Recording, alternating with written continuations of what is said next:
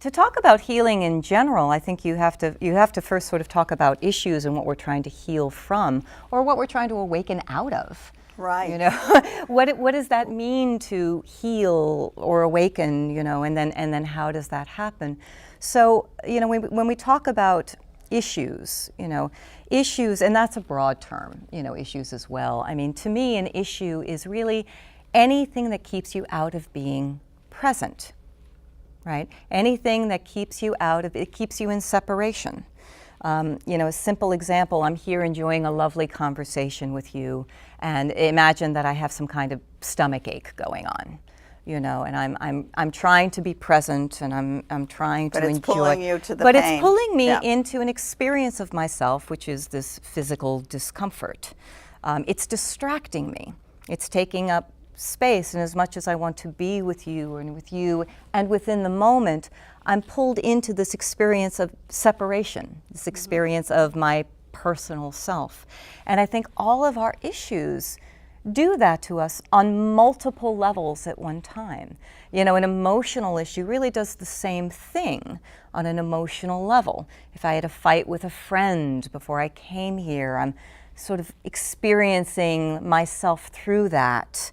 And I'm that person that had that happen. So the first thing about issues that makes them difficult and keeps us in separation is that they express on many ways, and they condition us, the form. And we use that word conditioning a lot in healing modalities. It's where that issue shows up in the brain, in the stomach, in the emotional body, in the chakra system.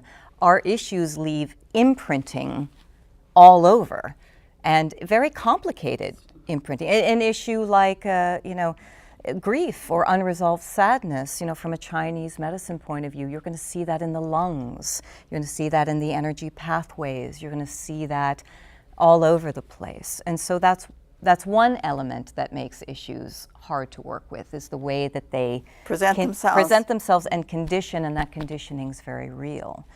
The other thing, the thing that really makes them hard, coming back to this separation, is that they create an experience of ourselves on a consciousness level. They have a consciousness aspect.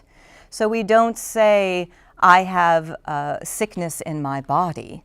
We don't say, I have sadness conditioning my form. We say, I am sick. I am sad. We experience it as ourselves. That's right. Isn't that interesting, the language that we use to describe something, right? And then we identify with that. So we have an experience and we identify with that, and we see that as ourselves.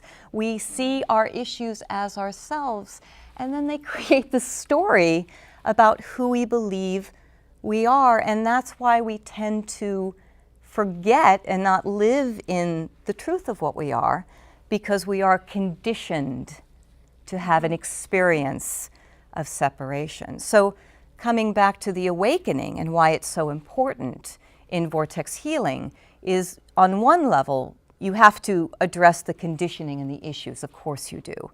But the idea is to actually bring you back home so you can realize or remember what you already are.